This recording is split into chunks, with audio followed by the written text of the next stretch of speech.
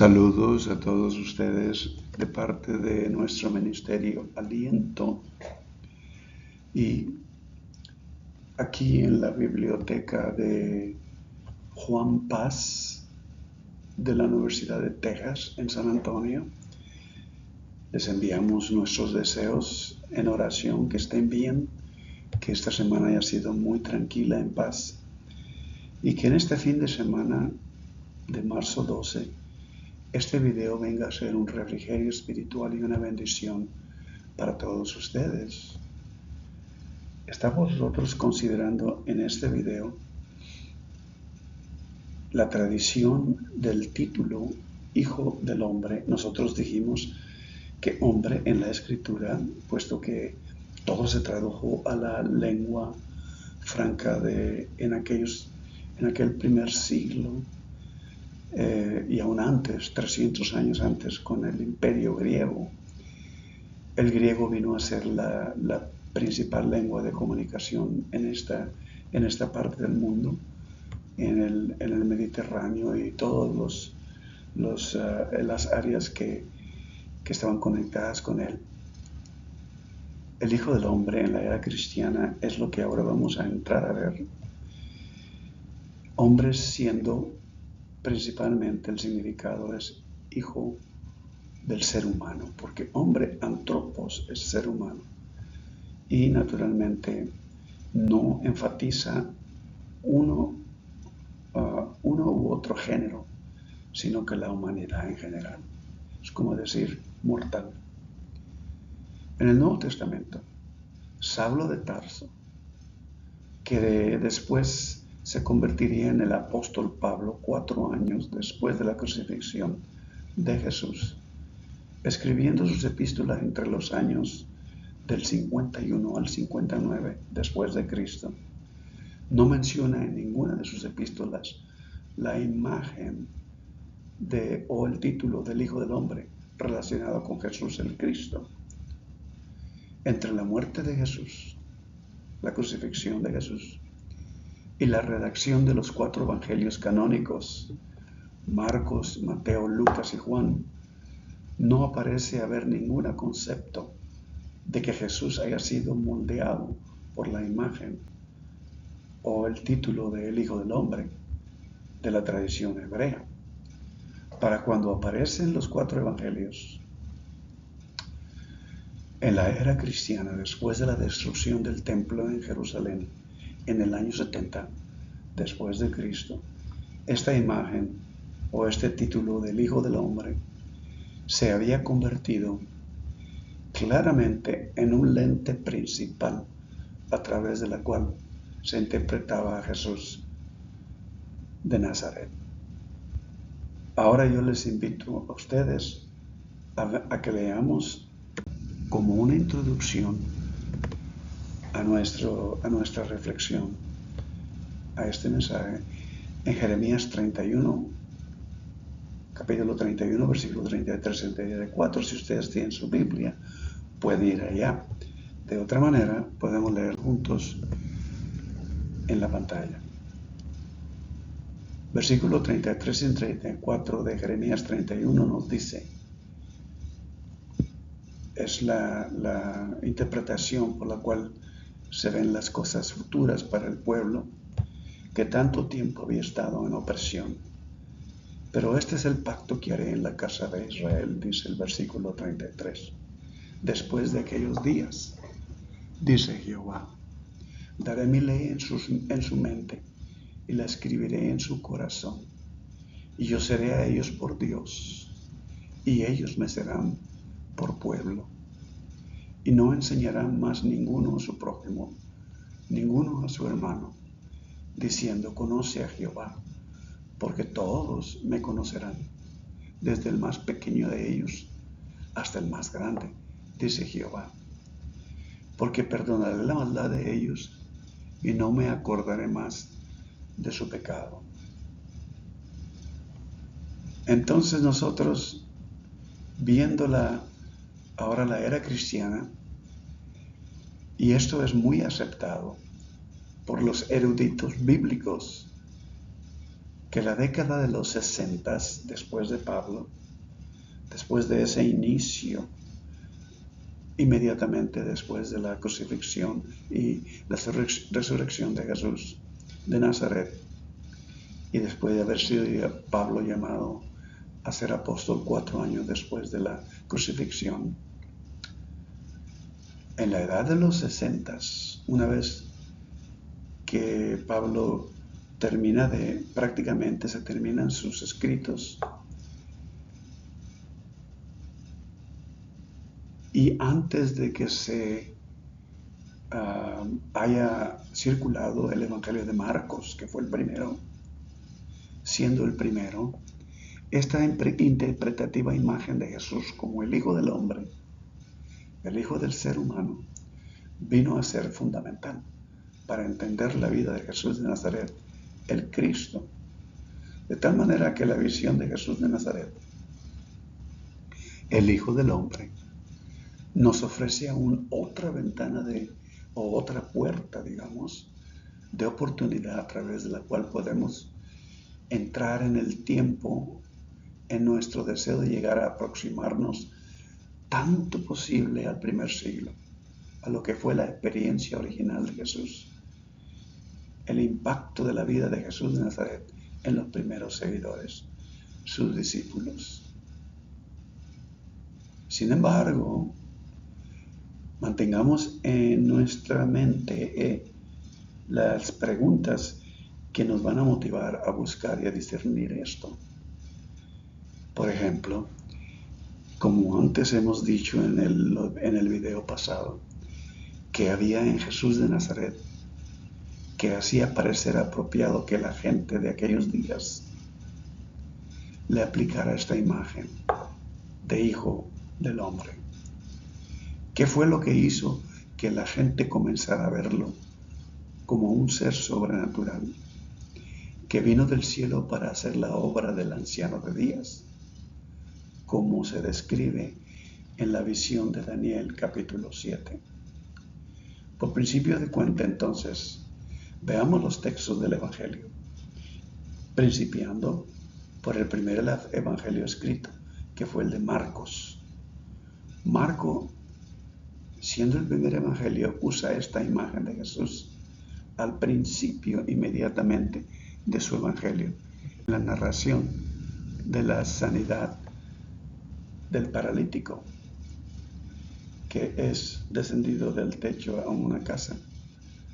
Notemos, Jesús procedió a hacer el milagro usando las palabras: Hijo, tus pecados te son perdonados. Al ver la fe de los que lo traían, inmediatamente Jesús dijo: Hijo, tus pecados te son perdonados.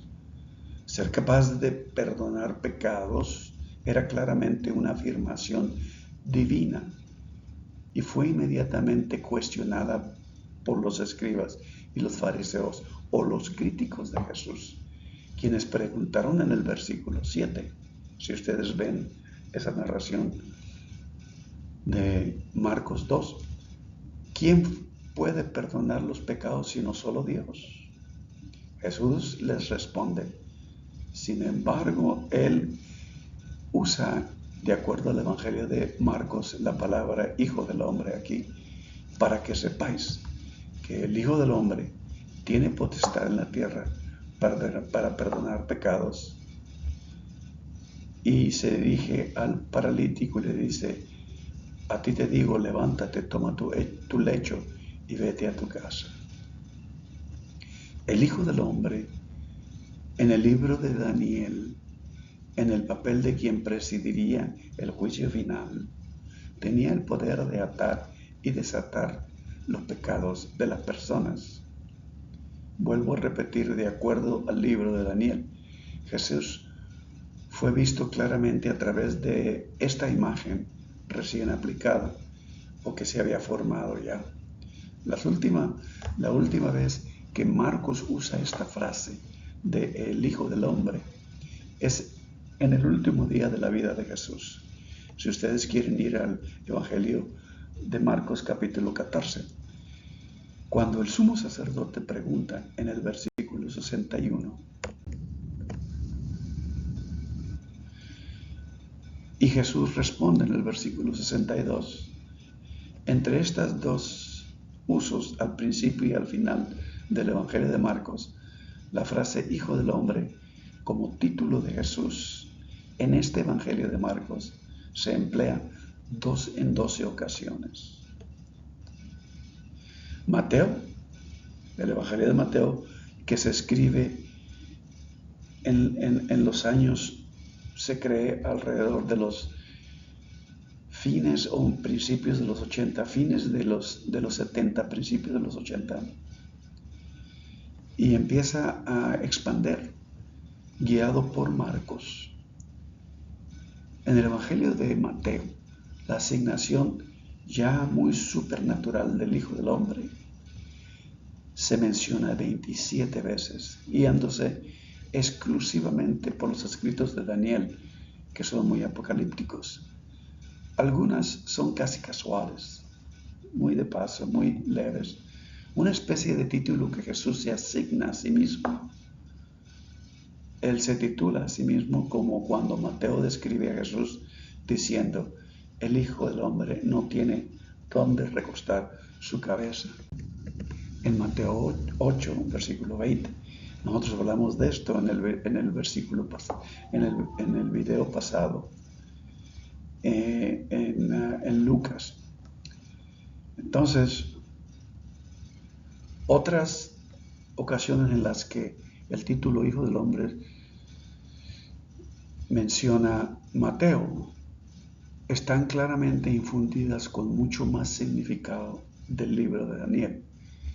Jesús en Mateo se dice que envió a sus 12 discípulos en una misión con estas instrucciones. En Mateo 10 y en el versículo 23, Jesús menciona este título. Cuando Mateo describe a Jesús declarando que el destino, por ejemplo, en otro capítulo 26, versículo 24, cuando en el Evangelio de Mateo se describe a Jesús diciendo que el destino del Hijo del Hombre ha sido fijado por las Escrituras. Está esto nuevamente, Mateo 26. Esto quiere decir, de acuerdo a Mateo, que esto venía directamente, se refería al libro de Daniel. Mateo incluye en su Evangelio otras dos narraciones que son exclusivas de su Evangelio, en la que realza la identificación del Hijo del Hombre con Jesús de manera inseparable. La primera es en la parábola del juicio, en la que al final de los tiempos las naciones del mundo son separadas unas de otras, similarmente a como un pastor separa las ovejas de las cabras. Y esto está en Mateo 25. En Mateo 25, Mateo incluye en su Evangelio estas otras narraciones, siendo exclusivas, atadas al título de El Hijo del Hombre. La primera es la parábola del juicio, en que al final del tiempo las naciones del mundo son separadas unas de otras de manera similar. Vuelvo a repetir, a como un pastor separa las ovejas de las cabras. En esta parábola, el Hijo del Hombre viene en su gloria, acompañado de ángeles, para juzgar al mundo en el último día. Las ovejas, este juez llama para sí, y los machos cabríos los manda al fuego eterno preparado para, de acuerdo a Mateo, el diablo y sus ángeles. Eso está en Mateo 25, versículo 31 al 46. La segunda narración se refiere a la imagen del Hijo del Hombre de Daniel. Y nuevamente, y viene la narración de Mateo sobre la resurrección de Jesús. Mateo hace que Cristo resucitado hable una vez a sus discípulos. En Mateo capítulo 28, si ustedes se dan cuenta, si ustedes quieren abrir su Biblia, y en esa aparición Jesús se revela de los cielos, poseyendo, dice Mateo, toda autoridad en los cielos y en la tierra. Es decir, está revestido con los símbolos que se describen en el libro de Daniel sobre el Hijo del Hombre. Mateo ha preparado a sus lectores para esta afirmación de este capítulo 28 anteriormente en el capítulo 16, cuando Jesús les advierte por adelantado sobre este evento. Y ustedes se darán cuenta en el capítulo 16.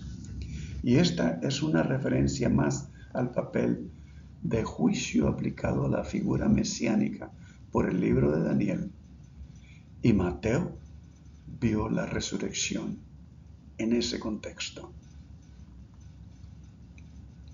Lucas, el Evangelio de Lucas, que viene aún más tarde, ya hacia finales de los 80, mediados finales de los 80 quizás, describiendo incluso más tarde que Mateo y orientado hacia las expectativas judías del mundo más cosmopolitano de prosélitos judíos y gentiles, porque Lucas es más urbano hacia esas comunidades urbanas. Sin embargo, todavía usa la frase Hijo del Hombre 27 veces. Sus usos más enfáticos se encuentran en la referencia al fin del mundo, o fin de una época, o fin de una edad. En los capítulos 17 y el capítulo 21, si ustedes se darán cuenta. En esta porción, en estas narraciones, la figura que aparece para marcar el fin de la historia será el Hijo del Hombre, una identidad que Lucas claramente tiene como reclamo de Jesús para sí mismo. Jesús se menciona a sí mismo, el Hijo del Hombre. En el Evangelio de Juan, que viene ya hacia los 90 o principios del segundo siglo, muchos le han dado esa fecha, Juan usa la frase Hijo del Hombre solo 13 veces, pero la más enfática hacia una tradición judía mesiánica está en su narración de un hombre ciego de nacimiento, en el capítulo 9, cuya vista del ciego es restaurada. En la historia, Jesús se encuentra con este hombre ciego de nacimiento que acaba de ser excomulgado una vez que Jesús le ha sanado. Acaba de ser excomulgado de la sinagoga y le pregunta, ¿crees en el Hijo del Hombre? Algunas tradiciones tienen, ¿crees en el Hijo de Dios? Y esto está nuevamente en el capítulo 9 de Juan, versículo del 35 al 37. Cuando el hombre sanado pregunta, ¿quién es, Señor, para yo que crea en él? Jesús le dice, lo habéis visto. Y es el quien os habla. En esta historia, el Hijo del Hombre sobrenatural, cuya tarea es juzgar el mundo e inaugurar el reino de Dios, se ha unido a la figura mesiánica antes de Daniel, menos apocalíptica, identificado por Isaías.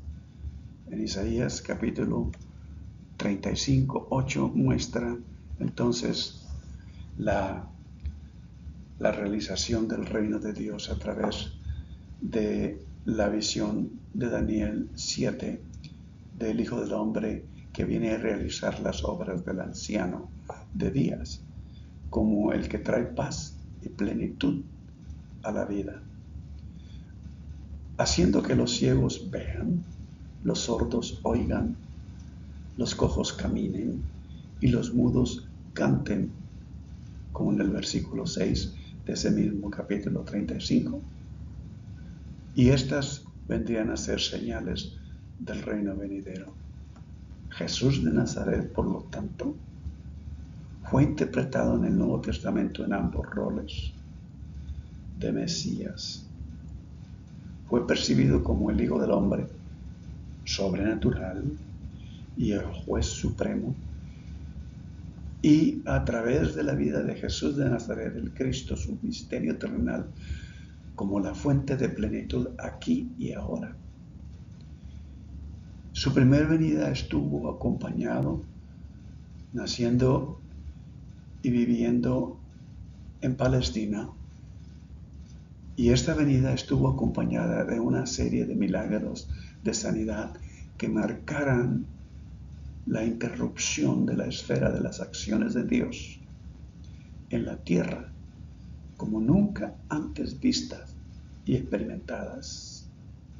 Pero también vendría como el Juez Supremo al final de la historia para establecer el reino de Dios. En ambos casos se estaba intentando encontrar un lenguaje, lo vemos en los evangelios, suficientemente expansivo para describir la experiencia que la gente creía haber tenido con su encuentro con Jesús de Nazaret.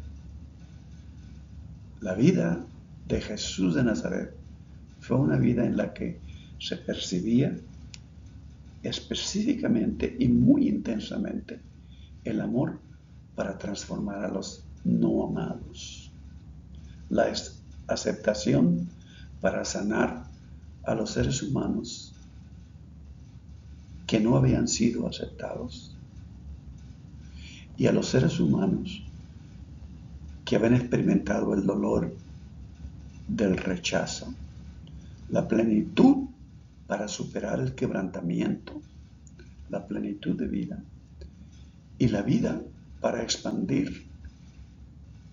expandiéndose hasta trascender todos los límites de vida. Y esta fue las experiencias de aquello que primeramente le conocieron como sus discípulos, digamos. Por eso se le anexaba historias que hablaban de personas que se encontraban total y absolutamente transformadas, resucitadas con vida por su contacto con Él. Por eso la gente decía, hemos encontrado a aquel en quien ahora vemos amanecer el reino de Dios. Era un Jesús humano, Jesús de Nazaret, el Cristo, tan íntegro, tan abierto, tan libre, tan uno consigo mismo, que la gente se convencía de que el Dios Santo había venido a través de su vida a la vida de ellos. Dios estaba en Cristo, y ese Dios era el amor que creó la plenitud absoluta. Al experimentar la vida de Jesús, sus discípulos comenzaron a decir de Él que Jesús era las primicias del reino. Pablo usó esta frase 2 veces, si ustedes se dan cuenta. Por ejemplo, en 1 Corintios 15 y en Romanos 8. Pablo trata de expresar la experiencia que él en su transformación espiritual tuvo con Jesús de Nazaret ya resucitado, el Cristo. Pero también aparece en otras porciones de la Escritura. Santiago usa esta expresión. Y lo mismo en el libro de Apocalipsis, capítulo 14, aparece de nuevo la expresión de esa transformación. No, estos no son cuentos mágicos de una deidad disfrazada de ser humano.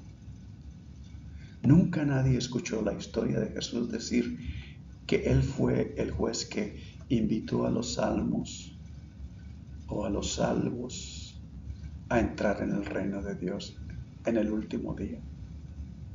Sin embargo, los primeros cristianos llegaron a asociar todas estas cosas con el ser humano Jesús.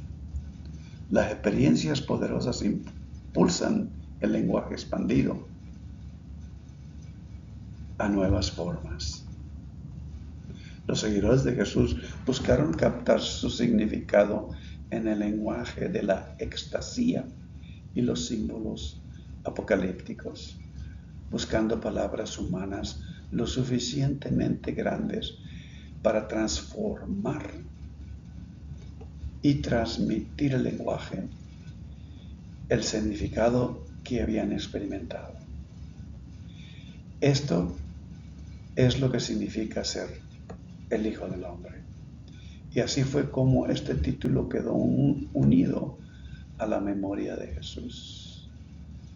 Los años entre el año 30, digamos, más o menos 30, y el año 70 después de Cristo, que se reconocen como la literatura bíblica del Nuevo Testamento, y más específicamente en los años 60, como el período oral, aun cuando las epístolas del apóstol Pablo habían sido escritas. La poderosa experiencia dadora de vida de Jesús de Nazaret se transpuso a los conceptos judíos y se celebró dentro de la liturgia, o sea, de la experiencia de la adoración judía. Jesús como el Hijo del Hombre. Fue la inauguración del reino de Dios. Cuando esa experiencia se redujo a la escritura en forma de evangelios entre los años 70 hasta el segundo siglo, tomó forma narrativa a medida que estas imágenes se unían a su alrededor de Jesús de Nazaret, el Cristo. Como el Hijo del Hombre, en su naturaleza humana y divina, capturó la lucha por la comprensión de que toda esta experiencia significaba una comprensión teológica que permaneció en sus seguidores, los seguidores de los primeros siglos, varios siglos después de Jesús. Jesús lucha con esta identidad dual, humana, divina, pero también los discípulos, al tratar de expresarla, al experimentar la vida de Jesús, el ser humano. ¿Cómo se puede encontrar al Dios Santo en el Jesús humano? Esa es la pregunta que los evangelios buscan responder en sus escritos. Es también la pregunta que debemos responder nosotros si queremos entrar genuina y plenamente en la experiencia de Jesús de Nazaret, el Cristo. Sí, el entero, el Ben Adam, en su plenitud, el mortal que abre la puerta de la inmortalidad. Así es Jesús. Una vida humana tan plena que la vida de Dios irrumpe y se deja ver a través de Él hacia nosotros. Les suplico que vengamos en oración en esta ocasión. Eterno Dios, creador de todo lo que existe, que has venido de lo eterno a lo finito de nuestra vida, pero que nos has creado para que tengamos comunión contigo, porque tú nos has dado las capacidades de hacerlo. Pero que ahora a través de la vida de Jesús de Nazaret, el Cristo, has venido a tocar nuestro espíritu y nos has levantado a una nueva manera de vivir. Suplicamos, oh Dios, que al continuar escudriñando el misterio de la vida de Jesús y la transformación humana en nosotros, como criaturas que hemos sido hechas a tu imagen y semejanza, realicemos a su plenitud de vida y en todo aspecto tus propósitos en nosotros, a través de nosotros y en esta creación y en este mundo en el que vivimos. Así pues nos encomendamos a ti, descansamos en ti, confiamos en ti. Nosotros y nuestros seres humanos, nuestros seres amados y nuestros hermanos y hermanas en Cristo. Amén, oh Dios. Que Dios continúe saturándoles, empapándoles de bendiciones, de paz, de realización en Cristo. Y a través del tiempo, mientras que tengamos esta comunión, sigamos experimentando nuestra experiencia de Jesús, Cristo en nosotros, la esperanza de vida eterna. Una realización continua y creciente en Cristo Jesús. Que Dios les bendiga. Estaremos próximamente con todos en el próximo video. Bendiciones a todos.